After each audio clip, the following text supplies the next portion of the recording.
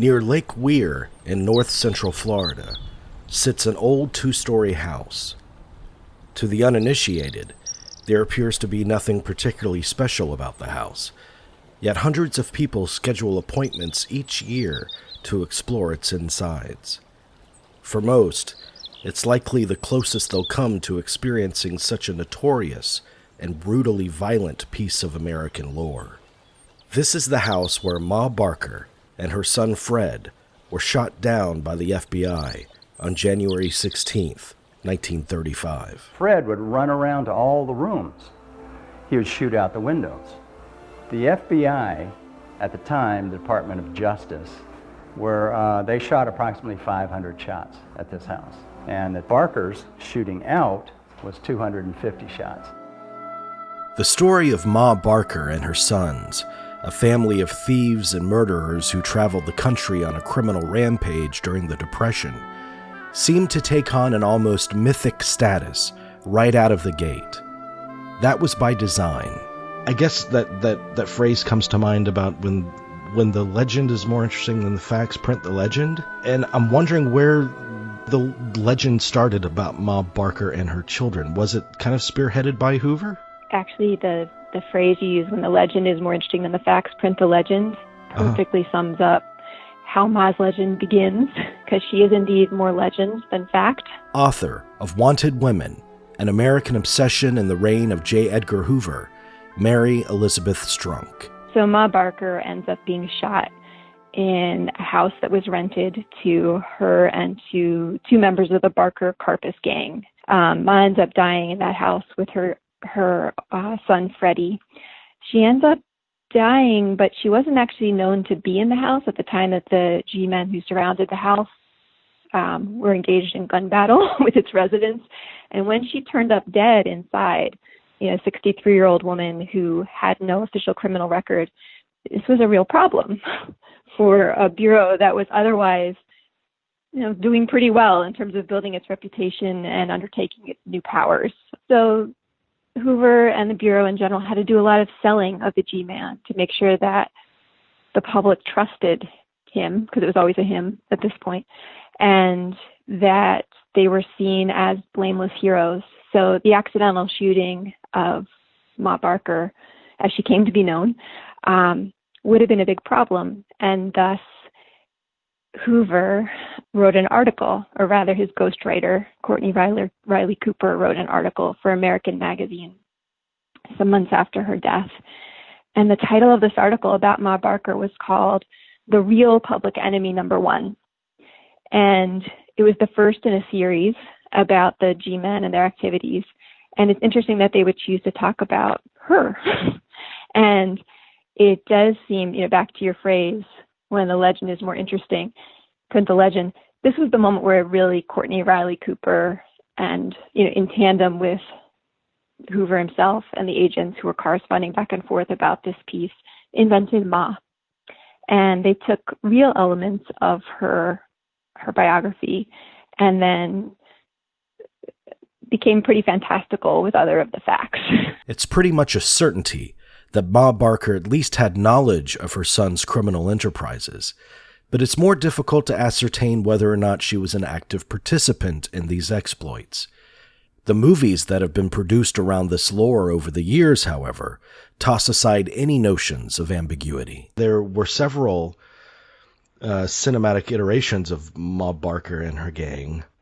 How do you think these films use the legend for their own kind of purposes, and how did that fit into the framework of the thinking at the time?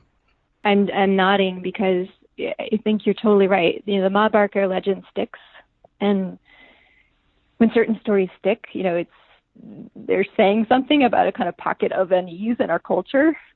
But they also, the span of Ma Barker movies goes across multiple decades, and you see certain different concerns or obsessions, coming out in each. The first would be 1939's Queen of the Mob, which comes out of Paramount. And that movie is adapted directly from that American Magazine article, The Real Public Enemy Number One. We're packing. We're getting out of here right now. So long as we're working together, I'll give the orders. The original script called for Ma Webster to die under a Christmas tree and to say, "You win, Mr. G-Man," as she expires under the tree. And the censors and I think test audiences just wouldn't have it. So they reshot the scene. Instead, they put the actress Blanche Yurka, kind of a smallish woman, black dress, white sort of lace outline or at the neck around the neckline of her dress. Instead, they put her in cuffs and they lead her away. Then it's not too big a leap from that film to a decade later to White Heat. James Cagney.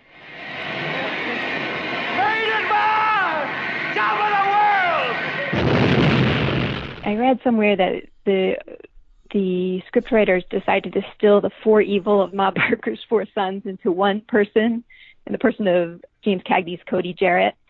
And of course, his ma, Jarrett, is the one who kind of makes him a psychopath, right? Or it's implied that he gets these massive headaches and only she can soothe him. And the idea of a domineering ma, of a mother who creates a warped son, is neatly aligned with some fears of that period and the post-war period, that momism was on the rise, that these overindulgent women were corrupting a generation of men. By 1960, later editions of the Ma legend, she does die bloodlessly, usually, but with increasing, or I should say decreasing levels of dignity. I'll kill you, you bucket! I'll kill you! Arguably, the most popular cinematic treatment of the Ma Barker legend is Roger Corman's Bloody Mama. All right, now everybody reach for the nightgown of the Lord. Reach! This is Bloody Mama, the incredible saga of Ma Barker and her boys, the most bloodthirsty killers in the history of crime. Bloody Mama was produced at the tail end of the turbulent 60s, as the traditional roles of youth and gender were being challenged. It was also, incidentally, produced in parallel to the Manson family murders. Pursued by almost every lawman in the region, they never answered for their crimes, except to Mama. Released on March 24th, 1970, Bloody Mama features a towering, scenery-chewing lead performance from Shelley Winters, who is accompanied on the screen by youthful method actors who inhabit the roles of her sons, Robert De Niro, Bruce Dern, Don Stroud, and Robert Walden.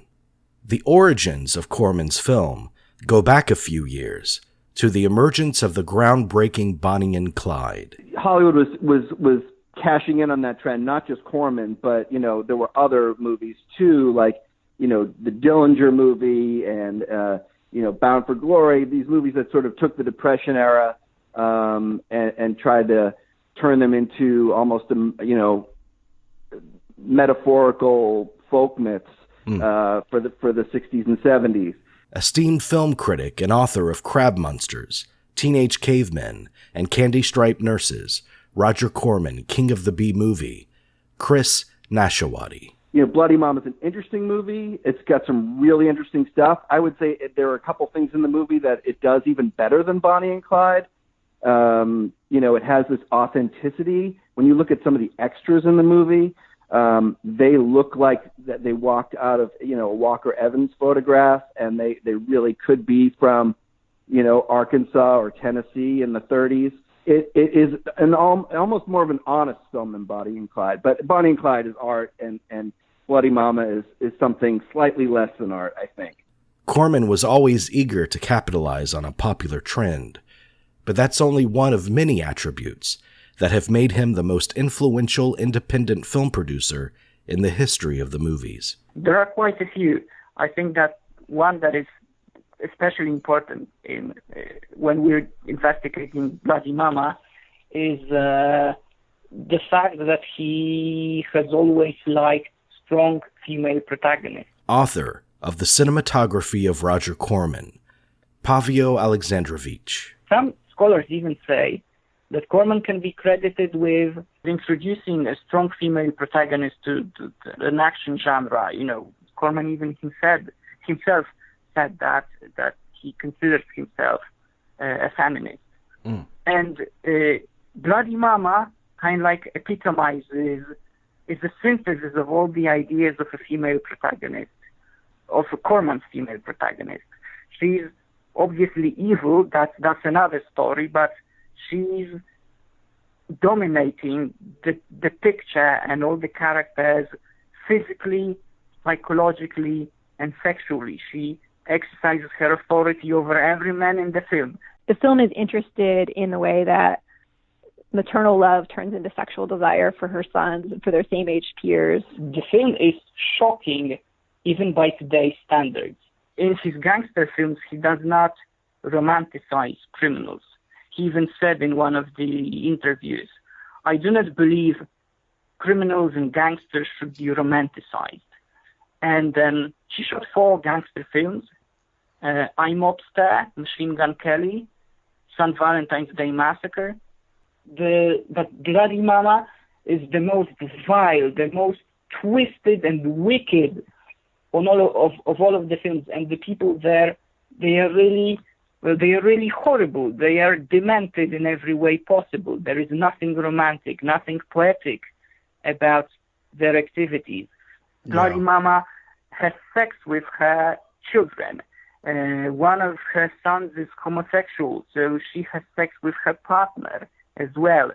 One of the sons has a girlfriend. She has sex with his brothers while he's watching. In short, everything that could have been good or romantic or poetic in the Barker gang. So things like motherly love, like romantic relationships, brotherhood, friendship, parenting. All of this is twisted, it's degenerate, it's grotesque. Some scholars even say that Bloody Mama is Corman's most perverse film. And it's difficult not to agree. I think you have to be a certain kind of moviegoer to could say you enjoy it. Former story editor for Roger Corman, and author of Roger Corman, Blood-Sucking Vampires, Flesh-Eating Cockroaches, and Driller Killers, Beverly Gray. Yeah, it's a movie you can't look away from. I guess that's the thing. It's kind of like a train wreck. You've got to watch it. It presents every kind of vice you can possibly think of. Mm-hmm. It does have that raw energy, and Shelley Winters really goes for it. The cops were so busy shooting down the strikers during the Depression, I guess they just didn't have much time to pay attention to us. Everybody was trying to make a buck any way they could. I told my boys, you just rob banks and stay out of trouble. Like there's the scene in which she mourns one of the dead sons. Mm. And to prepare for the scene, she called the funeral parlor, asked if she could come to the chapel where there was a coffin with some person ready for the ceremony. And she would sit in the funeral parlor next to a coffee with some stranger inside to get ready for the scene, to feel, the emotions of a mother losing or a person losing somebody, specifically a mother losing a son. So when she came they couldn't find her at the beginning. They started shooting. She wasn't there. And they found her at the parlor, and she was completely in the mood, for shooting the scene. Wow. So, yes, she was an awesome actress, very dedicated. I think she's the best thing in the movie, and I think her performance is wonderful. It's got a real sort of she-wolf quality to it. It's sort of haunting and scary, and at the same time very charismatic. But apparently, reportedly, when I talked to some of the people involved with making the movie, they said that, Shelley and Roger, Shelley did not suffer fools, and she and Roger, it took them a while to sort of find common ground. I think she tried to steamroll him a little bit in the first week or two of shooting. I think Bruce Dern was the one who told me that, Shelley was really not the kind of person to take any shit from anyone, and Corman had his hands full with her. But I think after a while, she really came to respect what he was doing and his talent, and sort of gave in a little bit. as time went on. Legendary musician and composer of Bloody Mama, Don Randy. With Bloody Mama, you actually traveled to the set, didn't you? Yes, I did. We went to Arkansas. We went to Bull Shoals, Arkansas. You'd land in Little Rock, Arkansas, and then they'd take you by car way up into the Ozark Mountains. Did you have interactions with Shelley Winters? Yes, I did. They sent me there to keep her happy. Whatever she take all her suggestions, because what's unknown to me, she had an idea of what the music should be for this movie, and that was partly in her contract that she could select the songs. And nobody does that, but they were never going to listen to her, no matter what she was going to say. I don't know this, but I'm on location with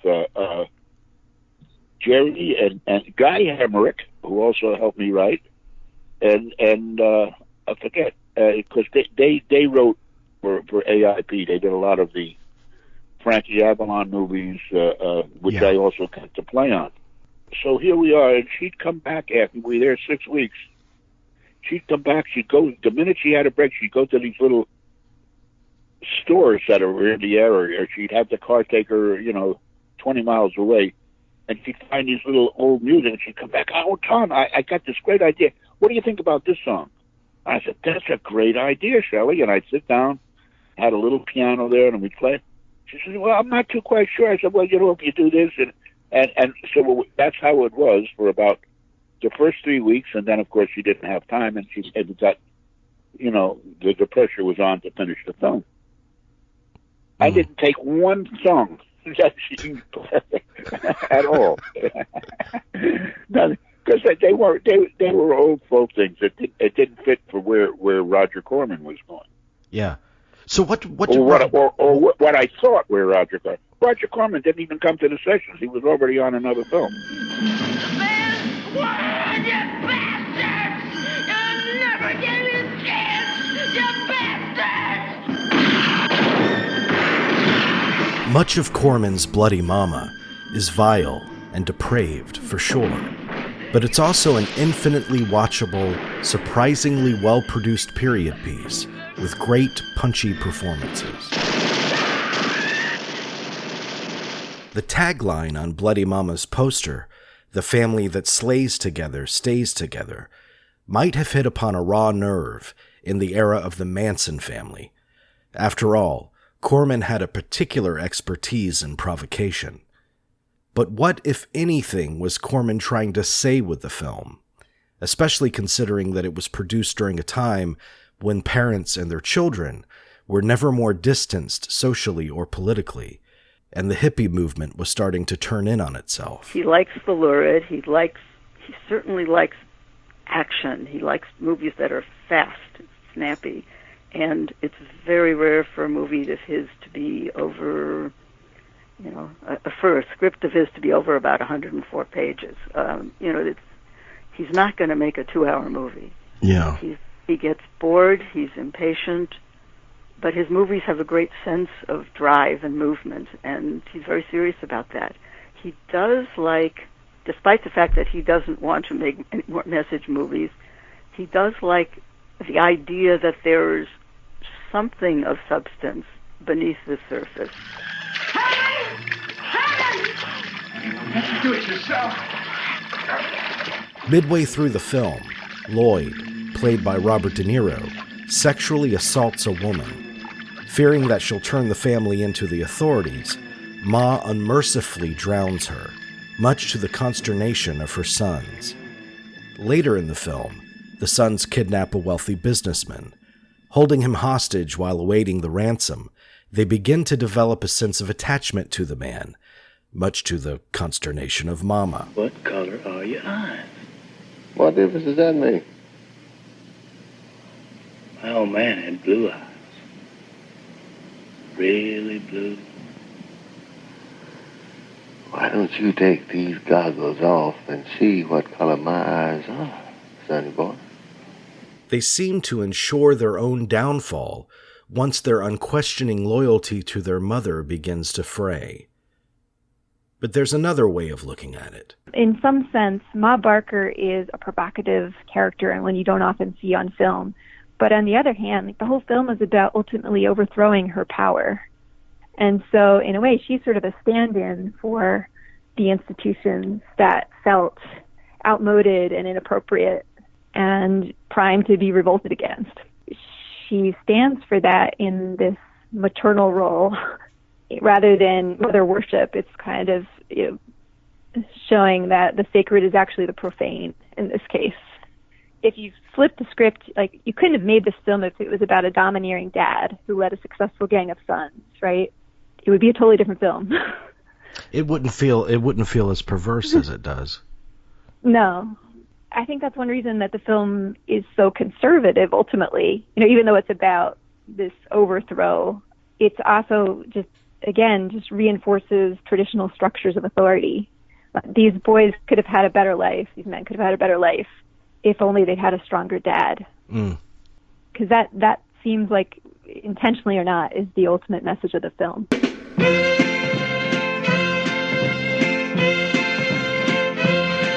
Ma Barker loved her sons. She loved them everyone. Bloody Mama proved to be a resounding success at the box office. Like much of the cinema of that decade, it took a firmly established genre and pushed it to the extreme. Audiences of the time seemed all too eager to have their sensitivities challenged. Mama, bloody mama, sing me a lullaby.